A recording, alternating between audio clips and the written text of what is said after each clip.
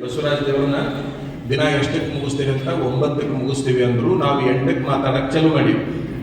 ಈಗ 1 ತಾಸು ಆಯ್ತು, ಇನ್ನು 1 ನಿಮಿಷ ಮಾತಾಡ್ಬೋದಲ್ಲ?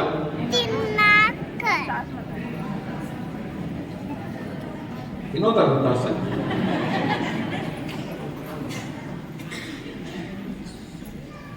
ನಿಮಗೆ ಹೇಳೋದಾದ್ರೆ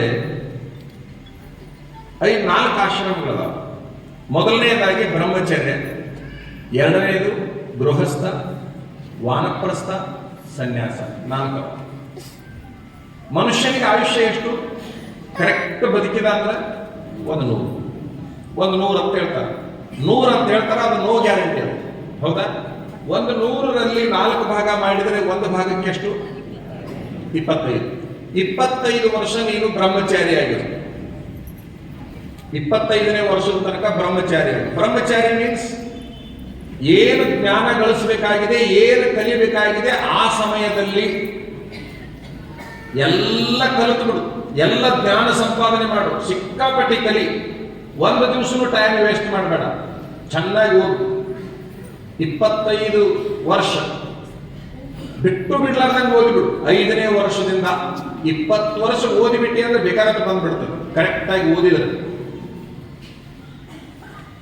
25 ವರ್ಷಕ್ಕೆ ಮದುವೆ ಆಗ.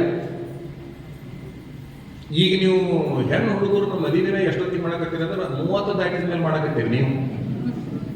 ಏನ್ ಕರ್ಮ, ಏನ್ ಧರ್ಮ, ವಿಚಿತ್ರ ಅನ್ಸಕತೈತಿ ಈಗಿನ ಜಗತ್ತು ನೋಡಿದ್ರೆ. ಯಾವುದು ಸಣ್ಣ ವಯಸ್ಸಿನೊಳಗೆ ಮದುವೆ ಆಗತೈತೋ, ಯಾವುದು ಬಹಳ ಮಕ್ಕಳನ್ನ ಹಡಿತೈತೋ ಅದು ಬಹಳ ದಿವಸ ಬದುಕುತ್ತ, ಬಹಳ ಗಟ್ಟಿಯಾಗಿರುತ್ತೆ. 30 ದಾಟಿದ ಮೇಲೆ ಮಕ್ಕಳನ್ನ ಹಡಿದ್ರೆ ಅವು ಗಟ್ಟಿ ಇರಂಗಿಲ್ಲ, ಅವು ಬಹಳನೂ ಮಕ್ಕಳನ್ನ ಹಡಿಯಕ್ಕಾಗಿಲ್ಲ, ಬಹಳ ಮಕ್ಕಳನ್ನ ಹಡಿಯಕ್ಕಾಗಿಲ್ಲ. ನಂಬರ್ 1, ಬಹಳ ದಿವಸ ಬದುಕಕ್ಕಾಗಿಲ್ಲ, ಬಹಳ ಗಟ್ಟಿಯಾಗಿರಕ್ಕಾಗಿಲ್ಲ. ಎಷ್ಟು ಜನ ಹೆಣ್ಮಕ್ಳು 10 ಮಕ್ಕಳನ್ನ ಹಡ್ದವ್ರು ಅದಾರಲ್ಲ, 10 ಮಕ್ಕಳನ್ನ ಹಡ್ದವ್ರು ನೋಡ್ರಿ ಅವ್ರು ಹೆಂಗಿರ್ತಾರ. ಮೊಮ್ಮಕ್ಕಳು ಕೂಡ ಕುಂದಿರಿಸಿದ್ರೆ ಅಕ್ಕ ತಂಗಿ ಕುಂಡಾಕ್ ಕುಂತಿರ್ತಾರ ಅವ್ರು. ವಿಚಾರ ಮಾಡ್ರಿ, ಸೃಷ್ಟಿಯ ನೇಮದ ವಿರುದ್ಧ ಹೊಂಟಿದೀವಿ ನಾವೆಲ್ಲ.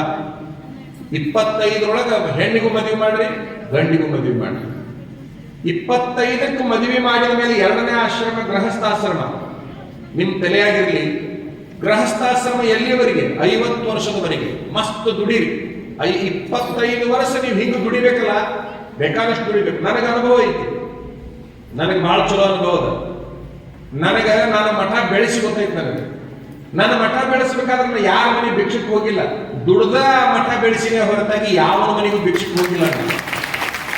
ನನಗೆ ಚಲೋ ದುಡ್ದು ಗೊತ್ತೈತಿ. ನನಗೆ ದುಡ್ದು ಹೆಂಗೆ ಸಂಪಾದನೆ ಮಾಡಬೇಕು, ಬುದ್ಧಿಯನ್ನು ಉಪಯೋಗ ಮಾಡಿ ಹೆಂಗೆ ಸಂಪಾದನೆ ಮಾಡಬೇಕು. 2 ದಾರಿ ಇರೋದು. ಒಂದು ದುಡಿದ್ರೆ ಸಂಪತ್ತು ಬರ್ತೈತಿ, ಇನ್ನೊಂದು ಬುದ್ಧಿ ಉಪಯೋಗ ಮಾಡಿದ್ರೆ ಸಂಪತ್ತು ಬರ್ತೈತಿ. ಇವು 2 ದಾರಿ ಬಿಟ್ಟರೆ ಮತ್ತೊಂದು ದಾರಿ ಇಲ್ಲ. ನಿಮ್ಮ ಮಕ್ಕಳಿಗೆ ನೀವೇನ್ ತಪ್ಪು ಮಾಡಾಕತ್ತೀರಿ ಅಂದ್ರೆ, ನಾನು ಪಟ್ಟಿರುವಂತಹ ಕಷ್ಟವನ್ನ ನನ್ನ ಮಗ ಪಡಬಾರ್ದು, ನನ್ನ ಮಗಳು ಕೊಡಬಾರ್ದು ಅನ್ನಕತ್ತೀರಿ. ರೇಣುಕರ ಆನೆ ಮಾಡಿ, ಬಸವಣ್ಣನ ಆನೆ ಮಾಡಿ, ಹಾನಗಲ್ ಕುಮಾರಸ್ವಾಮಿಗಳು ಆನೆ ಮಾಡಿ ಹೇಳ್ತೀನಿ, ದೊಡ್ಡ ತಪ್ಪಿದೆ. ನೀವು ಮಾಡುವ ಬಹುದೊಡ್ಡ ಮೂರ್ಖತನ ಅಂದ್ರೆ ಇದು. ನಾನು ಪಟ್ಟ ಕಷ್ಟವನ್ನು ನನ್ನ ಮಕ್ಕಳು ಕೊಡಬಾರ್ದು ಅಂದ್ರೆ ಅಂತಂದ್ರೆ ನಿಮ್ಮ ಮಕ್ಕಳಿಗೆ ಅವನತಿಗೆ ನೀವ ದಾರಿ ಮಾಡಿಕೊಟ್ರಿ ಅಂತ ಅರ್ಥ.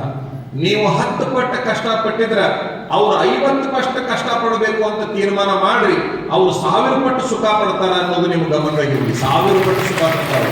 ಯಾಕೆ? ಯಾರಿಗೆ ದುಡಿದು ಗಳಿಸಿರ್ತಾರ ಅವರಿಗೆ ಮಾತ್ರ ಅದ್ರ ಸಂಕಟ ಇರ್ತೈತೆ, ಹೊರತಾಗಿ ಹರಾಮಿ ತಿನ್ನೋರಿಗೆ ಅದ್ರ ಸಂಕಟ ಇರೋದಿಲ್ಲ. ಸಂಪತ್ತಿನ ಕಿಮ್ಮತ್ತು, ಹಣ್ಣದ ಕಿಮ್ಮತ್ತು, ಮನಿ ಕಿಮ್ಮತ್ತು, ಹೊಲದ ಕಿಮ್ಮತ್ತು ಯಾವುದೂ ಗೊತ್ತಾಗೋದಿಲ್ಲ. ಹರಾಮಿ ಬಂತು ಅಂತಂದ್ರ ನಿಮ್ಮ ಮಕ್ಕಳು ಯೋಗ್ಯರಾಗಬೇಕು, ದುಡಿವಾಣರಾಗಬೇಕು, ಬುದ್ಧಿಜೀವಿಗಳಾಗಬೇಕು. ಏನ್ ಹೇಳ್ತಾ ಇದ್ದೀನಿ ನಾನಂದ್ರೆ, ಕಷ್ಟಪಡ್ಲಿ ಅವರು. ಕಷ್ಟಪಟ್ಟರೆ ಎಲ್ಲದೂ ಸುಖ ಸಿಗೋದು. ಆರೋಗ್ಯದ ಸುಖ ಸಿಗ್ತೈತಿ, ಸಂಪತ್ತು ಸಿಗ್ತೈತಿ, ಊರಾಗ ಮರ್ಯಾದೆ ಸಿಗ್ತೈತಿ, ಎಲ್ಲ ಸಿಗ್ತೈತಿ. ಹರಾಮಿಂದ ಅಡ್ಡಾಡೋರಿಗೆ ಯಾರು ಮರ್ಯಾದೆ ಕೊಡುದಿಲ್ಲ. ಚಂದ ದುಡಿಯೋರಿಗೆ ಮಾತ್ರ ಕಿಮ್ಮತ್ ಕೊಡ್ತಾರ. ಊರಾಗ ಕಿಮ್ಮತ್ ಬರ್ಬೇಕಾಗಿತ್ತಂದ್ರೆ ದುಡಿದು ಗಳಿಸ್ಯಾನವ ಅನ್ನುವಂತ ಮಾತಾಡ ಇಡೀ 3 ಮಂದಿ ಮಾತಾಡ್ತೇವೆ. ಇನ್ನೊಬ್ಬರನ್ನು ಹೊಡೆದು ಗಳಿಸ್ಬೇಡ್ರಿ, ದುಡಿದು ಗಳಿಸ್. ಯಾಕೆ ಹೇಳ್ತೀನಿ ಅಂದ್ರೆ, ನಿಮ್ಮ ಮಕ್ಕಳು ಅಯೋಗ್ಯರಾದರು ಅಂತ ತಿಳ್ಕೊಳ್ರಿ. ಅಂದ್ರೊಮ್ಮೆ ಅಯೋಗ್ಯ. ನಿಮ್ಮ ಮಕ್ಕಳು ಅಯೋಗ್ಯರಾದರೆ ನಿಮ್ಮ ಯಾವ ಸಂಪತ್ತು ಅವರಿಗೆ ಸಾಕಾಗೋದಿಲ್ಲ. ನಿಮ್ಮ ಮಕ್ಕಳು ಅಯೋಗ್ಯರಾದ್ರೆ ನೀವೇನು ಕಷ್ಟಪಟ್ಟು ಗಳಿಸಿರ್ತಾರಲ್ಲ ಅದು ಯಾವುದೂ ಸಾಕಾಗೋದಿಲ್ಲ. ನಿಮ್ಮ ಮಕ್ಕಳು ಯೋಗ್ಯರಾದರೆ ನಿಮ್ಮ ಯಾವ ಸಂಪತ್ತು ಅವರಿಗೆ ಬೇಕಾಗುವುದಿಲ್ಲ. ನಿಮ್ಮ ಯಾವ ಸಂಪತ್ತು ಅವರಿಗೆ ಬೇಕಾಗುವುದಿಲ್ಲ.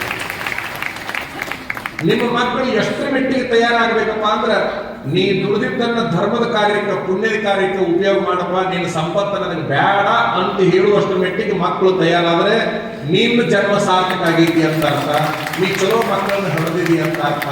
ನಿನ್ನ ಬೆನ್ನ ಹತ್ತಿ ನಿನ್ನ ಎದಿ ಮ್ಯಾಗ ಲಂಗಿ ಹಿಡಿದು ಪಾಲು ಕೇಳಕ್ ಹತ್ತಾವ ಮಕ್ಕಳು, ನಮ್ಮ ಪಾಲಿಗೆ ಏನು ಬರ್ತೈತೆ ಅದು ಕೊಡ ಅನ್ನಕ್ ಹತ್ತಾರಪ್ಪ ಅಂದ್ರೆ ನೀನು ಅವರನ್ನು ಸರಿಯಾಗಿ ಬೆಳೆಸಿಲ್ಲ, ಅವ್ರನ್ನ ದರಿದ್ರನ್ನಾಗಿ ಮಾಡಿದಿ ಅಂತ ಗ್ಯಾರಂಟಿ ಆಗ್ತದೆ.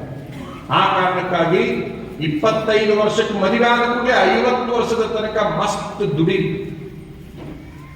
ಮದುವೆ ದಿವಸ ಮಾತ್ರ ಹೆಂಡತಿ ಕೈ ಹಿಡ್ಕೊಂಡಾಗಿರೋದು. ಆ ಕಿರ್ಬೇರ ಸೇರಿಸಿರ್ತಾರಲ್ಲ, ನಾವು ನೋಡಿ ಮದುವೆ ಹೋದಾಗ ಕಿರ್ಬೇರ ಹಿಡ್ಕೊಂಡು ಅಡ್ಡಾಡ್ತಿರ್ತಾರ ನೋಡ್ರಿ.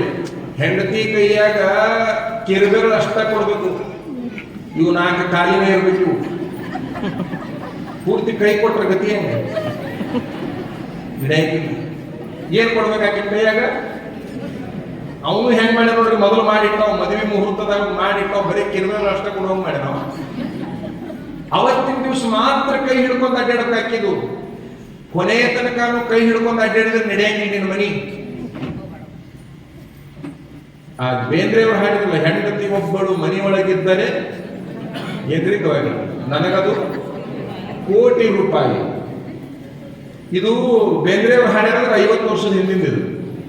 ಈಗ ಹೆಂಡತಿ ಒಬ್ಬಳು ಮನೆಯೊಳಗಿದ್ದರೆ ಗಂಡನ ಕೋಟಿನೊಳಗಿಲ್ಲ 1 ರೂಪಾಯಿ. ಈಗಿನ ಹಣೆ ಬರ ಅಂದ್ರೆ ಖರ್ಚು ಮಾಡಿಸೋದು ತಲೆಯಾಗಿರ್ಲಿ. 25 ವರ್ಷ ಸಾಕಷ್ಟು ಗಳಿಸ್ರಿ ಸಾಕು. ಯಾವಾಗ 25 ವರ್ಷ ಗಳಿಸಿದಿರೋ ಅಲ್ಲಿಗೆ ನಿಮಗೆ ಸಾಕಾಗತ್ತೆ. 25 ವರ್ಷ ಕರೆಕ್ಟ್ ಗಳಿಸಿಬಿಟ್ರೆ ಸಾಕು ಅನ್ಸುತ್ತೆ ಸಂಪತ್ತು, ನನಗೆ ಗೊತ್ತದು. ಮುಂದೆ ಏನು 25ರಿಂದ 75 ತನಕ ಅಂದ್ರೆ 50ರ ನಂತರದಲ್ಲಿ 75 ತನಕ ಅದು ವಾನಪ್ರಸ್ಥಾಶ್ರಮ. ವಾನಪ್ರಸ್ಥಾಶ್ರಮ ಅಂದ್ರೆ ಏನು? ಮನೆಯೊಳಗೆ ಊಟ ಮಾಡೋದು, ಮನಿಗಾಗಿ ದುಡಿಯೋಂಗಿಲ್ಲ, ಊರಿಗಾಗಿ, ಸಮಾಜಕ್ಕಾಗಿ, ಶಾಲಾ ಕಾಲೇಜುಗಳಿಗಾಗಿ ದುಡಿತಾ ಹೋಗುದು 25 ವರ್ಷ. ರಾಷ್ಟ್ರಕ್ಕಾಗಿ, ಸಮಾಜಕ್ಕಾಗಿ ದುಡಿರಿ, ರಾಷ್ಟ್ರಕ್ಕಾಗಿ ದುಡಿರಿ, ಮಠಮಾಟಿಗಳಿಗಾಗಿ ದುಡಿರಿ, ಆಸ್ಪತ್ರೆಗಳಿಗಾಗಿ ದುಡಿರಿ, ಹಾಸ್ಟೆಲ್ಗಳಿಗಾಗಿ ದುಡಿರಿ. ಏನ್ ಪುಣ್ಯಾತ್ಮ ಇವ, ಮನೆಯೊಳಗೆ ಊಟ ಮಾಡ್ತಾನ, ಇಲ್ಲಿ ಬಂದು ಸೇವಾ ಮಾಡ್ತಾನ, ಎಂತ ಪುಣ್ಯಾತ್ಮ. ಯಾವಾಗ 25 ವರ್ಷ ಸಮಾಜಕ್ಕೆ, ರಾಷ್ಟ್ರಕ್ಕಾಗಿ ದುಡಿದ್ರು 75 ಆತಪ್ಪ ಅಂದ್ರೆ ಮುಂದೆ ಯಾವಾಗ ಯಾಕೆ ಕಣ್ಣು ಮುಚ್ಚೋಲ್ಬೇಕ? ಮನಿನೂ ನೋಡ್ಬೇಡ್ರಿ, ಊರು ನೋಡ್ಬೇಡ್ರಿ, ದೇಶನೂ ನೋಡ್ಬೇಡ್ರಿ. 75 ದಾಟಿದ ಮೇಲೆ ಚಂದ ಊಟ ಮಾಡ್ರಿ, ಭಗವಂತನ ಧ್ಯಾನ ಮಾಡ್ರಿ, ಓದ್ರಿ, ಆನಂದವಾಗಿ ನಿಮ್ಮ ಮನೆಯೊಳಗೆ ನೀವು ಎದ್ದುಕೊಂಡು ಬಿಡ್ರಿ. ಯಾವುದ್ರ ಬಗ್ಗೆನೂ ತಲೆ ಕೆಡಿಸ್ಕೊಳಕ್ ಹೋಗ್ಬೇಡ್ರಿ. ಇಷ್ಟು ಮಾಡಿಬಿಟ್ರೆ ನೀವು ಹುಟ್ಟಿ ಸಾರ್ಥಕ ಆಗೈತಿ ಅಂತ ಅರ್ಥ. ರೇಣುಕರು ಹುಟ್ಟಿ ಸಾರ್ಥಕ